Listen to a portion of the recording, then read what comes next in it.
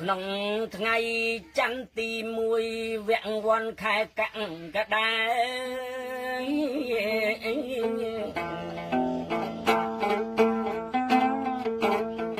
ថ្ងៃនេះជាថ្ងៃដែលត្រូវបូជាសិរីករកាយា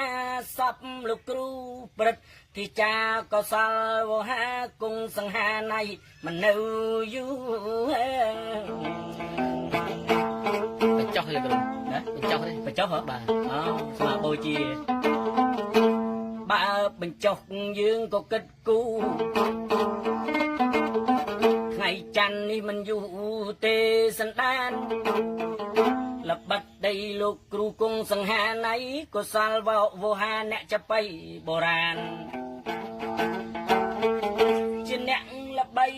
ពុនប្រមាណសពឋានគេបាទស្គាល់ចបៃឥឡូវនេះគាត់បានខ្សែជន់មីគាត់បានផ្ដាំលីយើងទាំងប្រុសស្រី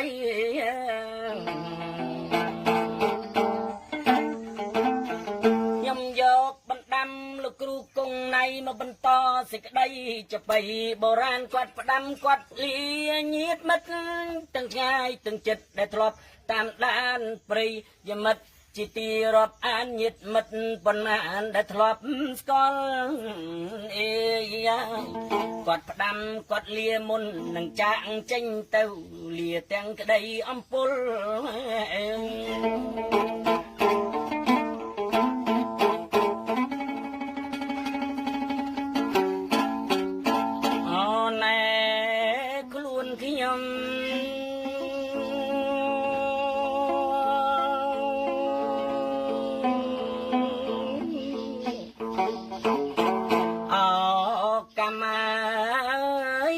ទៅចាស់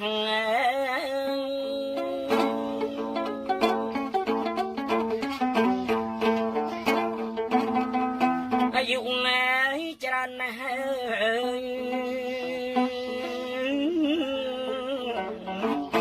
ក្មេងចាស់តូចធំ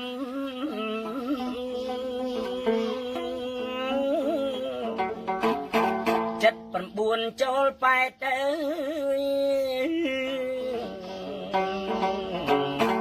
ជំងឺរឹតរំក្នុងអង្គកាយខ្ញុំពេកណាស់ណាក្មួយចៅ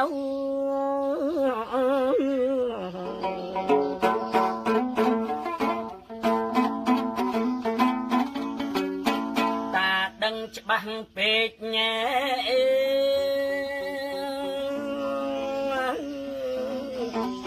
សង្វេងស្លុតណា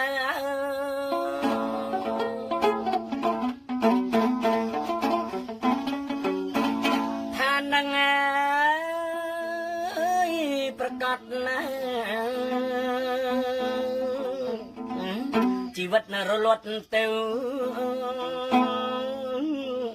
មិនដឹងម៉ោងពេលណាទេណាកូនចៅកូនសិស្សងាយអ្នកនៅថែប្រលឹងខ្មែរផក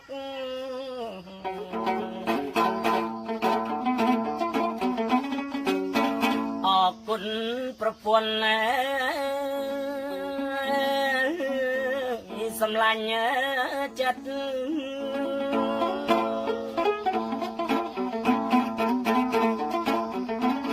បងលាយវមិត្ត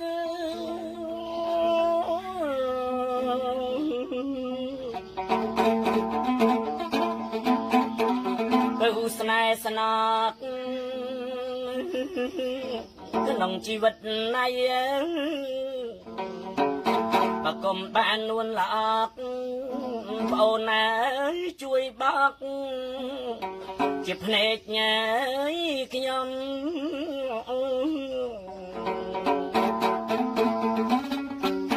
អត់ពីប្តីទៅ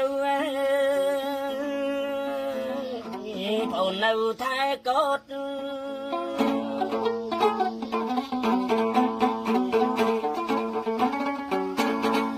ចៅមាស ស្នេហ៍ស្ងួតតានឹងលាមកម៉ែរឿងស្លាប់ជាច្បាប់ពេនិយមអើយធម្មជាតិទេមកអូនកុំយំអើយ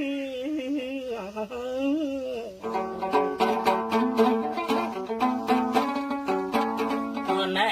នួនអ្នកអើយវលាក់ស្រីហត់ដៃអើយឲ្យប្តី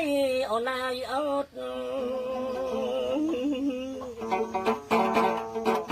សូមចាប់ស្រីអរគូជីវិតទៅនឹកកុំយំអី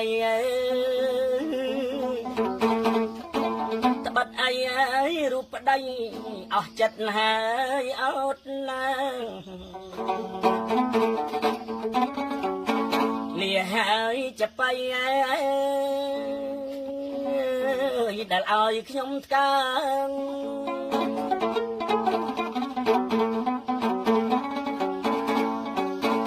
ថ្ងៃនេះងាខ្ញុំលើកហាត់លើកបង្គំលាចិត្តไป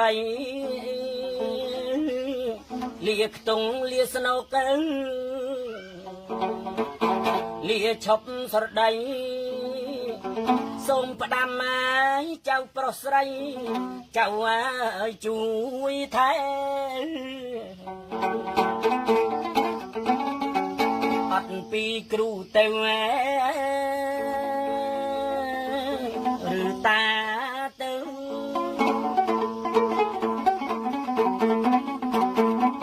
មានតែកូនចៅជាជាតិខ្មែរថែប្រលឹងជាតិទៅจะไปโบราณដែរណៃសូម៉ាលាពលរដ្ឋខ្មែរក្នុងថ្ងៃនេះហើយសូមជួយចងចាំនាមនឹងឈ្មោះសំលេងផងចំណុកណាញាតណាយខ្ញុំផ្ដាំខ្ញុំលាទៅរហូតហើយគ្មានឡើយវេលានឹងបានវិលវិញ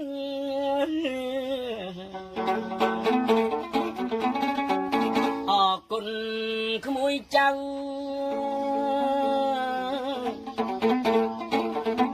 ឈ្មោះវណ្ណដាដែលបានយកតាទៅបំពេញធ្វើឲ្យจะไปល្បីឈ្មោះឡើងវិញវណ្ណដាសម្លាញ់តាអស់ពេលហើយ